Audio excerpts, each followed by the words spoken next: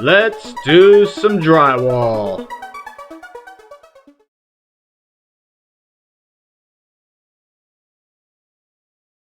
Hello everybody, Drywall Repairman here. We're on the job early in the morning. What we're going to be doing today is fixing a patio seam. If you have sheetrock on your outside patios, carports, stuff like this, over time you're going to get some peeling areas, tape marks. So we're going to go through basically and scrape all this loose stuff out, re-mud it, recoat it in texture. So we're going to be working through on this whole patio. The whole seam goes a full length. Some other peeling areas here and there. There's also a back patio that we're going to go to, something in the front patio. So basically, first things first, you want to put some plastic down, tarps. If you're going to use plastic outside, you want to tack it down with some tape, because if it's windy, your plastic will blow everywhere. So sometimes it's better to use tarps or drop cloths when you're outside. So also today, I brought my stilts. So I'm hoping I can reach these off the stilts. They'll make my job a lot easier instead of going up and down a ladder. I'm going to be doing all the stilt work. And I'm going to probably work off the back of my tailgate here. That way I can just get to work from right here from my tailgate to there. So it makes a good work platform. I also brought a bench. So I might set my bench up on my tailgate. That way I can raise it up higher and then reach. That way I don't have to get off stilts for getting muds, stuff like that. But first things first, let's get some tarps down. Tarps over the plastic, keep it from blowing around. Tape down the edges. Got my stilts ready. Oh yeah, we're doing some stilt work. Well, that way I could just do all this without going up and down the ladder 500 times. So basically, next step, I'm just going to get on the stilts. I'm going to get my 6-inch knife.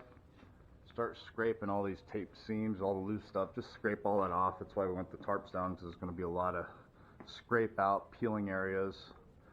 Got a ladder ready, got all my stuff ready. So I did a nice setup here off the tailgate of the work truck. I put my bench on it. Hot mud, water, pans and knives, everything. So basically when I get off these, I don't want to have to get off the stilts. I want to put them on and then maybe get off when I'm done or close to being done. Nothing's worse than getting off stilts and having to grab little things. I even got my water ready, screw gun, some drywall screws, fiberglass tape, pretty much everything ready to go. So now we're ready to go. So let's get on the stilts. This is going to be a long job, so more likely I'm just going to time lapse it. I'm just doing some talking right now just to basically go over what we're going to do. So what we're going to do, get on stilts, scrape all the loose tape, all the loose stuff. Once it's all scraped off, ready to go, I'm going to put some screws in the sheetrock that needs screws, maybe on this side of the sheetrock, add a couple screws here and there, and then we're going to go through and tape, fiberglass tape the seam, and then we're going to first coat with the 20-minute, follow it through with the touch-up 20-minute, and then we're going to follow through with a heavy skip trowel that they have here. This area is real rough. They try to do the texture themselves with a different type of texture, so this whole area doesn't match. So more likely I'm going to scrape this whole area, texture that area, so it's a lot of work. So we're just going to do a time-lapse video, because it's going to be at least a 2 or 3 hour project. This patio extends into the back, and then there's a little something I have to do in the front patio, so that's why I'm doing all stilt work today. Let's get started, get on the stilts. I don't always wear stilts, but these stilts are perfect for jobs like this where it's all ladder work. Patios, garages are the best. When I can reach, I'll use stilts if able. All right, let's get to work.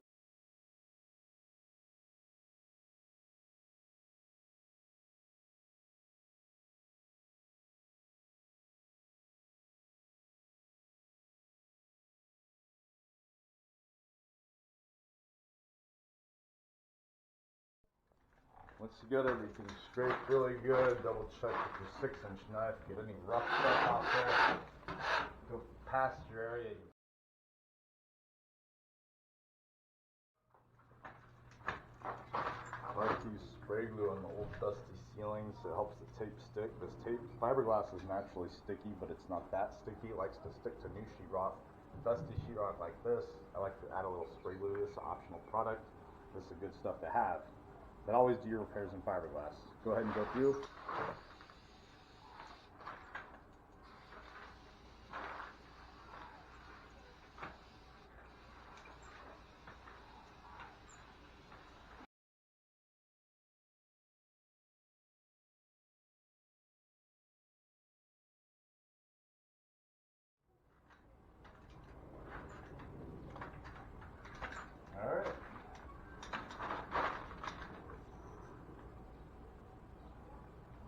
It's only yellow, so when you coat over it, you can still see the yellow, saying, well, I can still see the yellow, so it's going to need another coat. That's the only reason it's colored. You'll see yellow, white, blue tape. That's the only difference between this and a white tape, is just so you can see your coats. If your yellow tape's bleeding through, then you need another coat. That's all the reason it's yellow. But once you got it all taped up, looks good, make sure everything's scraped up.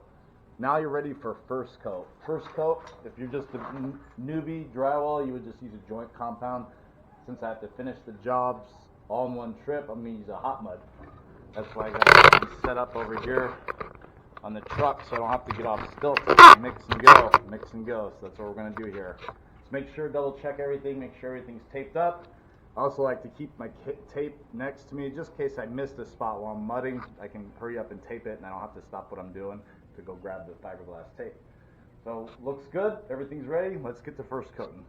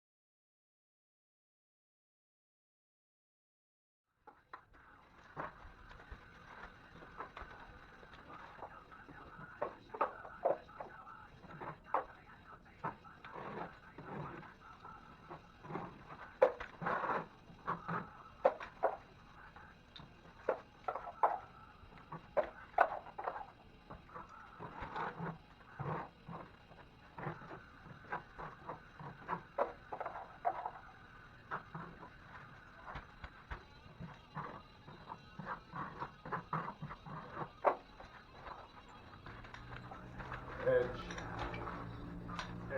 past your mud work, get the dust off. Go over it. The mud's still damp, but it's perfect for work. Taking off the extra mud, slicking it out. You gotta go the opposite direction of your coat work. You can do that too. In any direction, doesn't matter. You're just taking off the extra mud, getting rid of the lap marks, and getting rid of feathering this edge. Always feather your edges of all drywall. De-dust your areas and get rid of the edge is the most important on any patchwork. Some spots are dry more than others. That's the only problem working with 20 minutes. It does like to drag on you. That's why we're not going to manipulate it too much. Just enough to be able to put a second coat over it. Keep your knife clean, your sponge wet, and just continue on until you get everything slicked out, and then you can turn around and do a second coat.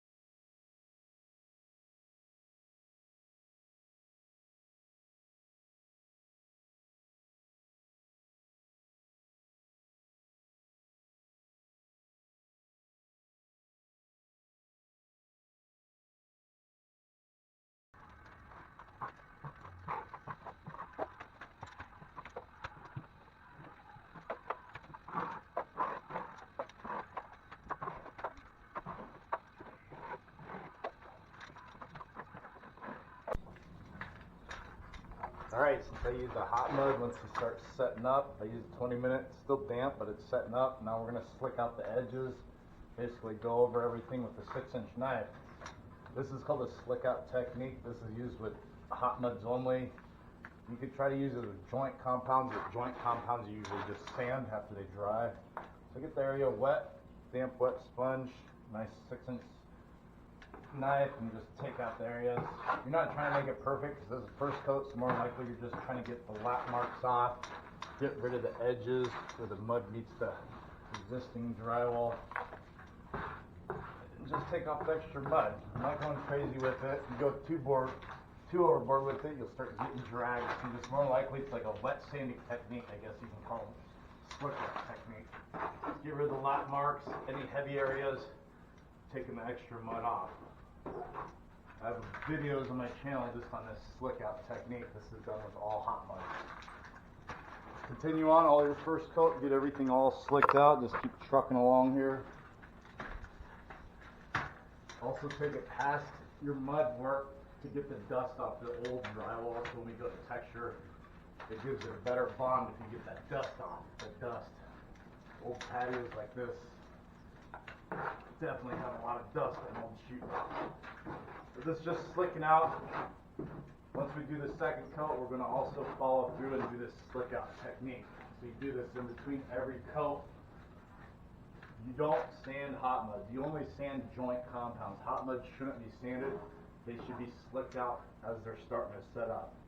Since this was 20 minutes, it started setting up between 15 to 25 minutes.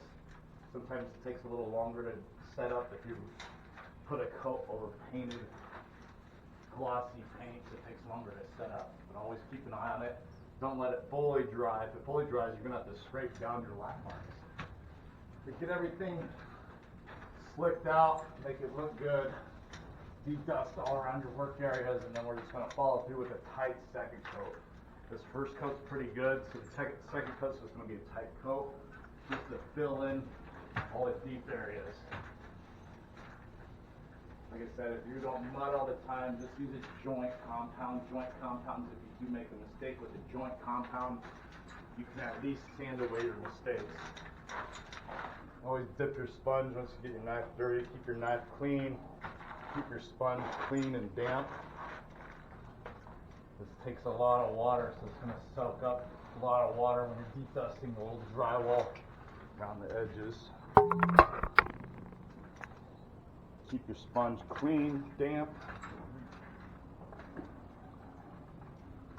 I have my water bucket next to me, so it's easier to dip it in. If I have everything up high, so I don't have to get off the stilts. Just keep on trucking along here. Mostly de-dusting and getting rid of this edge, but mud edges, get rid of those. I had to float this out fairly heavy because they did an old repair here and the texture here didn't match the existing, so we floated over the heavy texture there. Just continue on, mix up another pan of hot mud and just do a quick touch up on all the areas and all the blemishes, all the imperfections. Get it all touched up, and while that hot mud's setting up, setting up, we'll go ahead and get the texture ready for the next step. So let's touch up anything like lap marks. Just touch up anything that doesn't look right. Go ahead and you just touch it up a little bit. If it's still deep after your second coat, you can go through and do a tight third coat. You just want to make this look really nice before you do texture. Texture is just a cosmetic finish. Don't treat texture as a coating process to hide all your mistakes. So you basically want to get the repairs nice and smooth and ready. So basically if I painted this right now, it would look great as is, except for the texture design. So we're just going to go through here, mix up another pan of hot mud, just touch it up. You can also use a joint compound, just touch up if you're just doing a tight touch up. And then we're just going to go through and make sure we hit everything. Since it is a patio, there's little spots here and there, make sure everything looks good. I dumped out my old water since I was doing a lot of hot mudding. The sponge, I dumped out the water and got fresh water. So once in a while you want to dump out your water and always use fresh water. Sometimes if the water gets too dirty and you use it to mix more mud, it makes your hot mud set up faster than it is. So if it's a 20-minute mud and I'm using real dirty water, it might set up in 10 minutes. So you always want to keep fresh water on hand. Once I get all touched up, I'm just going to clean up my tools and I'm going to pull out the mud bucket and I'm going to mix that up for texture. I should have enough in my bucket. If not, I got a fresh box of mud for texture. We're just going to use a joint compound for our textures, and it's just a skip trowel, real big, heavy skip trowel. I don't know if the video sees with the lighting, but it's just a skip trowel, and we're just going to follow through after we touch it up and just do a skip trowel. Let's go ahead and get that second